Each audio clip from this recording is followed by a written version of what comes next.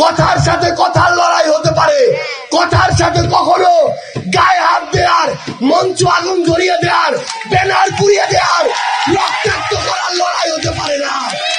এগুলো ফ্যাসিবাদী চরিত্র।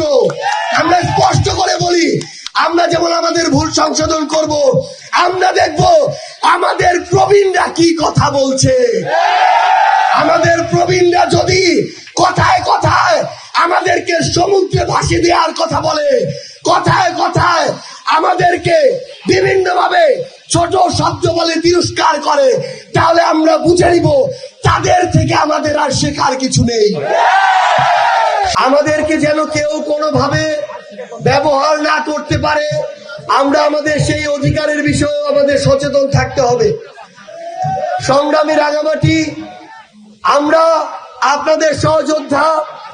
আমরা যদি কখনো অনিচ্ছাকৃত কোনো ভুলও করি, সেই ভুল সংশোধন করার মানসিকতা আমাদের সবসময় থাকবে। আপনারা যে কোনো সময় যে কোনো পরামর্শ দিয়ে আমাদেরকে সংশোধন করবেন। কিছুদিন পূর্বে এমন হয়েছিল, আমারই একটি ভুল হয়েছিল, অনিচ্ছাকৃত আমাদের আরেক সংগ্রামী পাহাড়ের জনপদ বান্দরবান নিয়ে আমার থেকে অনিচ্ছাকৃত আরেকটি কথা বের হয়েছিল। পরক্ষণেই আমার মনে হয়েছে এই কথাটি আমার আসলে বলা উচিত হয়নি। আমি আজকেও আপনাদের সামনে সেটির জন্য দুঃখ প্রকাশ করতে চাই। তবে একটি গুরুত্বপূর্ণ বিষয় হচ্ছে, আমাদের এই রাষ্ট্র কাঠামোতে, আমাদের এই আমলাতন্ত্রে, আমাদের এই বিভিন্ন বাহিনীতে একটা কালচার আছে, একটা চর্চা আছে যে কেউ যদি কোনো জায়গায় অপরাধ করে, কোন দুর্নীতির সাথে সম্পৃক্ত থাকে, কোন সরকারি কর্মকর্তা কর্মচারী আমলা, তাকে পানিশমেন্ট পোস্টিং হিসেবে পার্বত্য চট্টগ্রামে, উত্তরাঞ্চলের নীলফামারী, লালমনিরহাট, পঞ্চগড়, ওইদিকে ভোলা, এইসব জেলায় পাঠিয়ে দেয়া হয়। আমাদের এই রাষ্ট্র ব্যবস্থার কাছে প্রশ্ন, এই যে উত্তর, দক্ষিণ, পূর্ব, পশ্চিমের প্রান্তিক জেলাগুলোতে আমাদের যে ভাইরা বোনেরা, যে সাধারণ জনগণ বসবাস করে, তারা কি অন্যান্য জনগণ থেকে ভিন্ন নাকি? সেখানে কেন এভাবে পানিশমেন্ট পোস্টিং দেয়া হবে? এই পানিশমেন্ট পোস্টিং এর মাধ্যমে কোন একজন অসৎ অফিসারের সাজা হতে পারে না।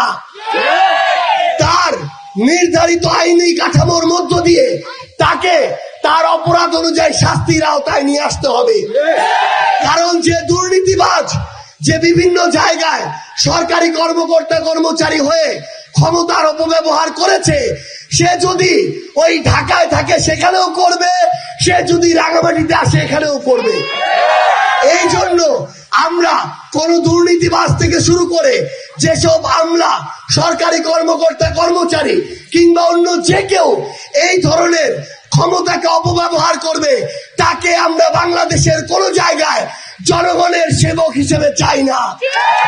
কারণ তারা যতটা না জনগণের সেবক হয়ে ওঠে, তার চেয়ে বেশি সুযোগ পেলেই জনগণের শোষক হয়ে ওঠে। আমাদের সংগ্রামী সহযোদ্ধারা, আমরা আপনাদেরকে আরেকটা অনুরোধ জানাই, আমাদের রাজনীতি চলবে, আমাদের জীবন চলবে, কিন্তু আমাদের এই পাহাড়ি জীব বৈচিত্র্যকেও আমাদের বাঁচিয়ে রাখতে হবে। আপনারা সংগ্রামী, আপনাদের রক্তে সংগ্রাম, আপনাদের শরীরের জিনে সংগ্রাম, আপনাদের মনে রাখতে হবে আপনাদের এই লড়াই সংগ্রাম, আপনাদের এই জীবন, আপনাদের জীব বৈচিত্র্য পাহাড়ের সাথে ওতপ্রোতভাবে জড়িত। এই পাহাড়কে কেউ যেন ব্যক্তি স্বার্থে, পারিবারিক স্বার্থে ব্যবহার না করতে পারে। এই পাহাড়কে কেউ যেন সাময়িক আপনাদেরকে সুবিধা দিয়ে আপনাদের এই পাহাড় থেকে শুরু করে আপনাদের জীবনযাত্রাকে ব্যাহত না করতে পারে।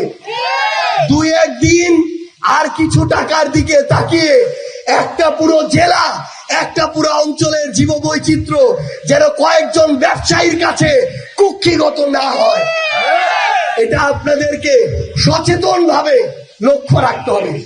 সংগ্রামী সহযোদ্ধারা, আরেকটি অনুরোধ আপনাদেরকে জানাই, আমাদের যদি যে কোনো কথা বা কাজে ভুল হয় আমরা সংশোধন করে নিব, কিন্তু কথার সাথে কথার লড়াই হতে পারে, কথার সাথে কখনো গায়ে হাত দেওয়ার, মঞ্চ আগুন ধরিয়ে দেওয়ার, ব্যানার পুড়িয়ে দেওয়ার, রক্তাক্ত করার লড়াই হতে পারে না। এগুলো ফ্যাসিবাদী চরিত্র।